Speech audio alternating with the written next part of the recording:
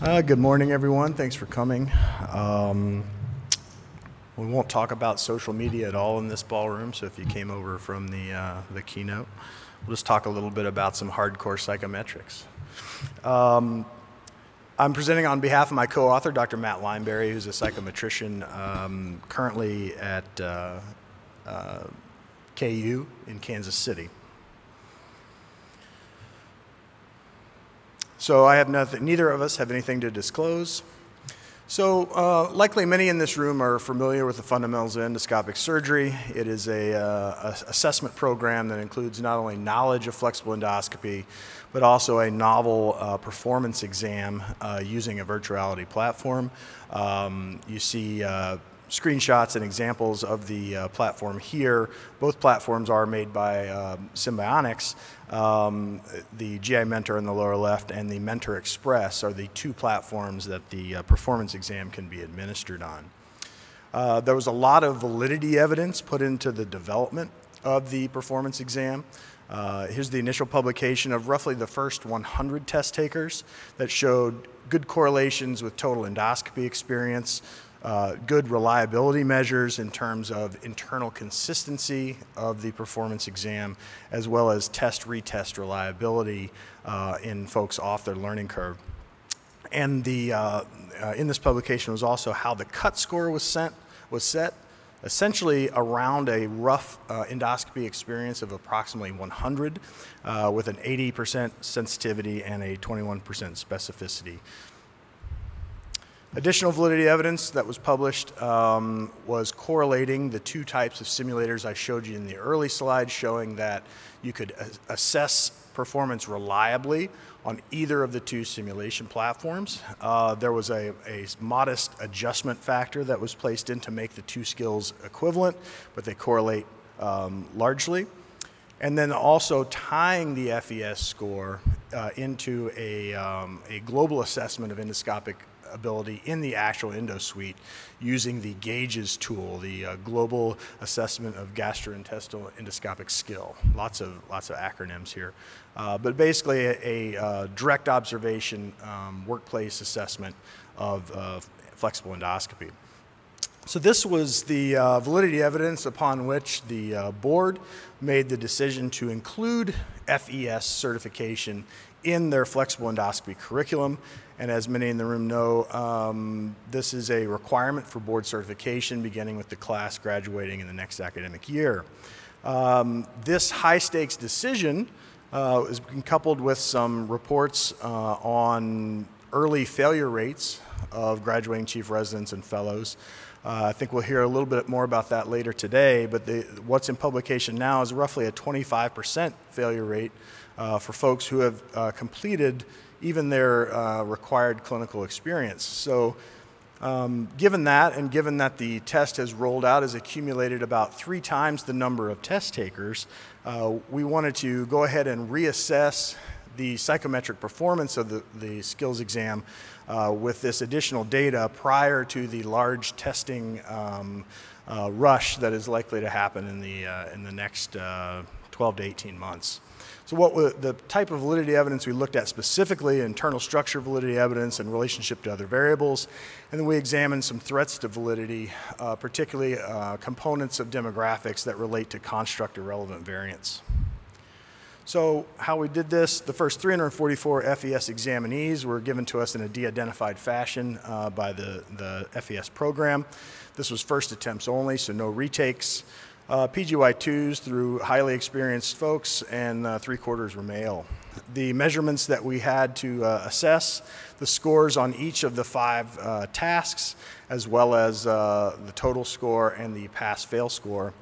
And some of the other measures, those in blue, were things that would support a validity argument, correlations with training or experience level, endoscopic performance. And then the items in red are potential threats to validity if any of these predict outcomes. And then all of these were folks who were tested with FES certified proctors at the regional test centers that have been set up, as well as national meetings like SAGES and the ACS. Here's histograms of the difficulty of the 5 tasks. As you can see, 1, 3, and 5 are all somewhat rightward skewed. So that rightward skew is a bit indicator of a bit easier performance and what you would expect on a certification type exam. Task 2 is loop reduction, which is clearly the hardest one, and you can see kind of a trimodal distribution there, likely correlating with the peaks of reducing 1 out of the 3 loops. And then you see task 4 there is a little bit hard, kind of falls in between the two. In terms of task specificity versus general ability, conceptually this is basically, are each of these tasks measuring a separate construct, or are they all pieces of one general construct? And there's basically room to interpret a little of either. The retroflexion, tool targeting, and navigation tasks correlate moderately with each other, suggesting more of a representation of a single skill set, while mucosal inspection and loop reduction do not correlate very strongly, which is suggestive of more task specificity for these particular individual skills. Scores did not vary strongly by pure time spent in clinical experience, PGY 1 through 5 years after training, which is a solid finding, but did correlate strongly with endoscopy experience, and you can see the mean scores there in the lower graph, as well as the pass rates as endoscopic experience increases. When you break down the endoscopic experience, lower endoscopy was more predictive of performance on each task, basically everything but task 5, tool targeting, and upper endoscopy experience was less predictive, interestingly predicting only loop reduction. Some of our potential threats to validity that raised some interesting findings. There was no discernible difference between the 2 simulator types or between hand dominance.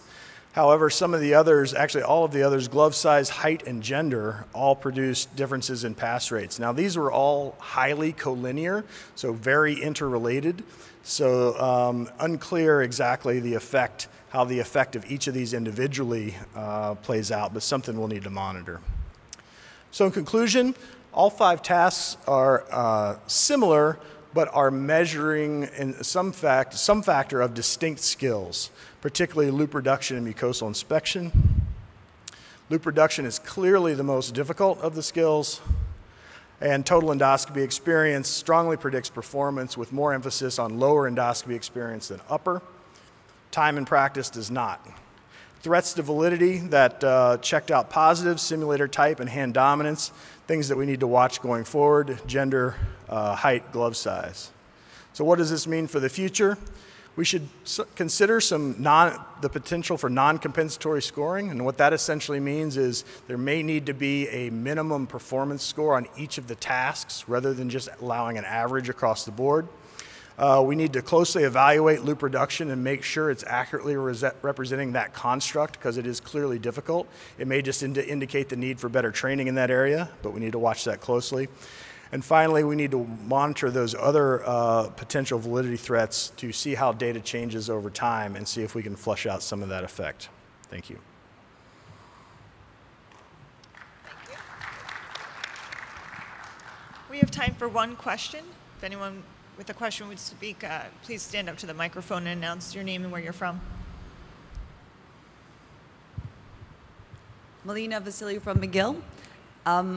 Probably you didn't get a chance to do, but I'm just curious, did you play around a little bit with the compensatory scoring to see if that changed at all past scores, or did you, because that might be something, I mean, if you have that data, you could also look at it. I mean, we did not model that specifically. I mean, given the mode of loop reduction at 0 and a pretty high mode, it would significantly increase the failure rate.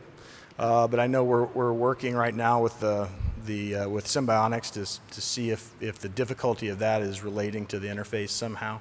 So we'll have to see how that plays out.